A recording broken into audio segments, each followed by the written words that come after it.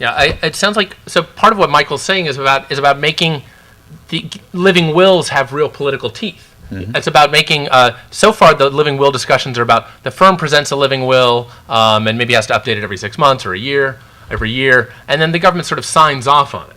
What you need is a story where the government agent on the other side has actual power to shut down or cripple or break up the firm if they disapprove of the living will.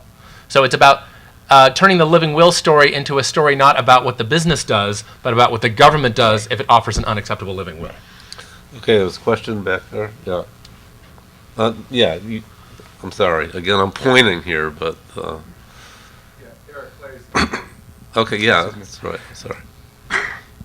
I'm still interested in Professor Levine's modest proposal, and I guess I wanted to ask more if members of the panel would mind talking a little bit about the politics that would play out when somebody wanted a financial firm to be broken up.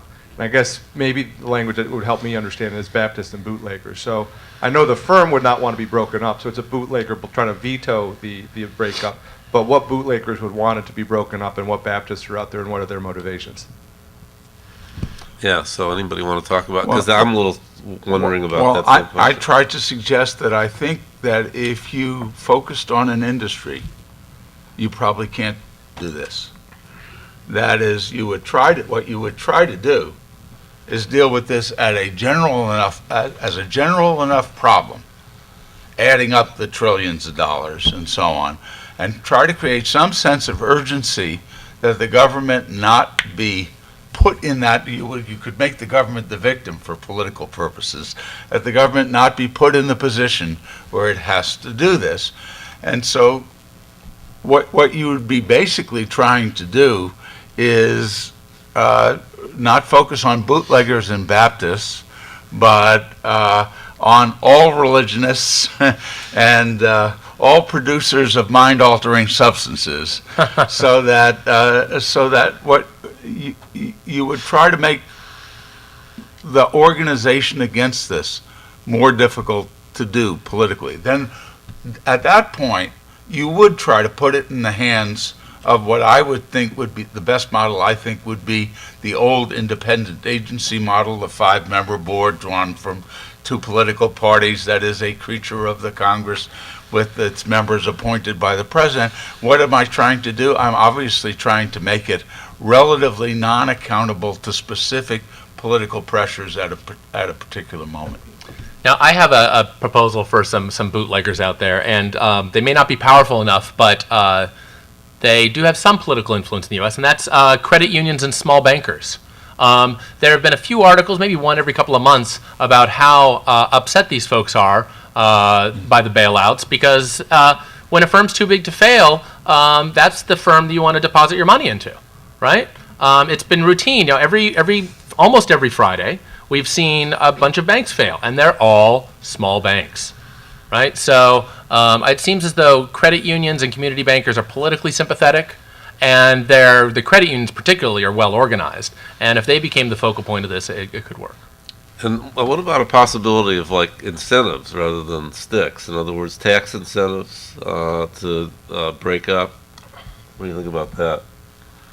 I hadn't thought about it. It also creates an incentive to get big enough. Offering someone $1 trillion, you're going to offer someone $1 trillion not to become the kind of firm you might spend $1 trillion rescuing? Mm-hmm. The biggest well, tax... 900 million. How about that? Well, the biggest tax is requiring them to hold large equity stakes. That's a real capital tax. And that's what the House bill is doing. In addition to equity stakes, they're at least ostensibly requiring these giant firms to pay into an insurance fund to eliminate the moral hazard problem that way. It's supposed to be risk-based. But you can see in the bill it's not going to be, because the Treasury is throwing in a whole bunch of money in addition to what the banks are supposed to pay, and it's not going to work. But Garett's right, that would be the idea. Yes.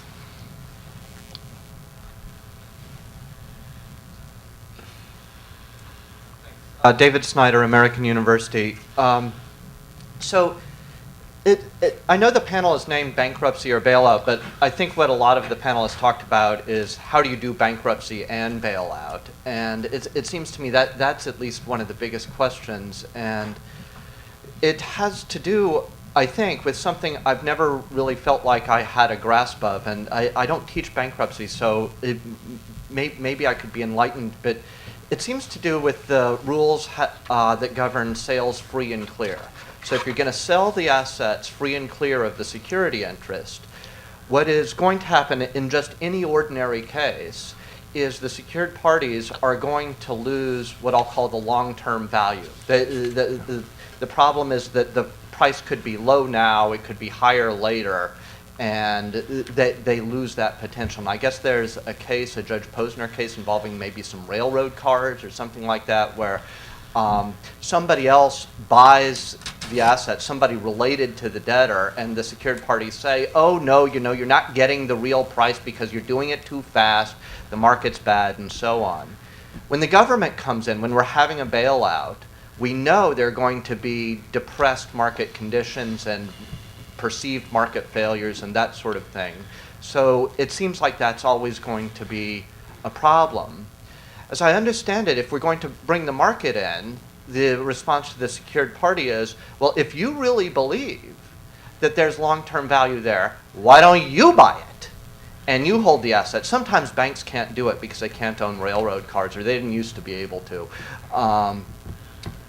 But that's part of the response, it seems to me, to the secured parties. And I'm wondering, or that's what it seems like it would be, but I feel like I'm missing something there.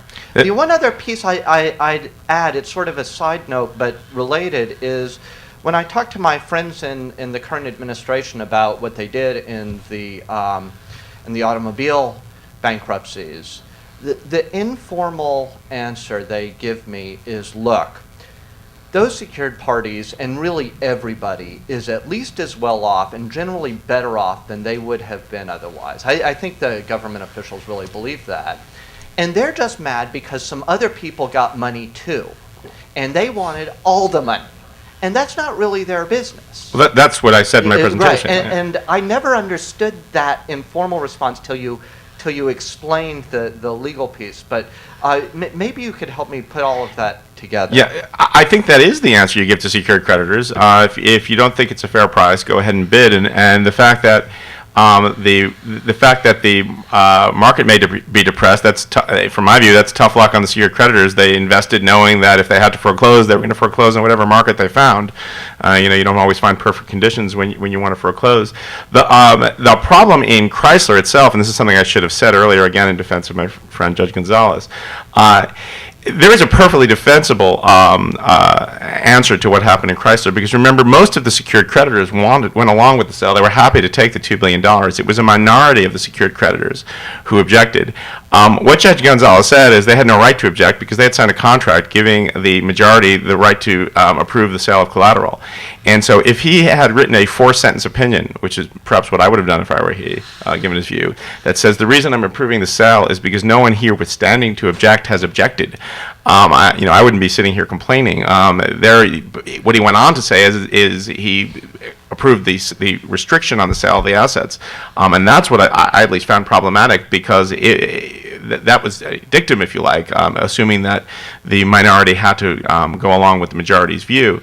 But he went on and approved it, and that approval was problematic. So in that case, they couldn't have bid. The minority creditors couldn't have bid for the assets necessarily, because they would have come into the same restrictions on sale that everyone else did, which is that they'd have to approve they'd have to assume the liability to the United Auto Workers. So whether you're an existing creditor or anyone else, the problem, as I see it in the Chrysler and GM cases, were the restrictions on the sale.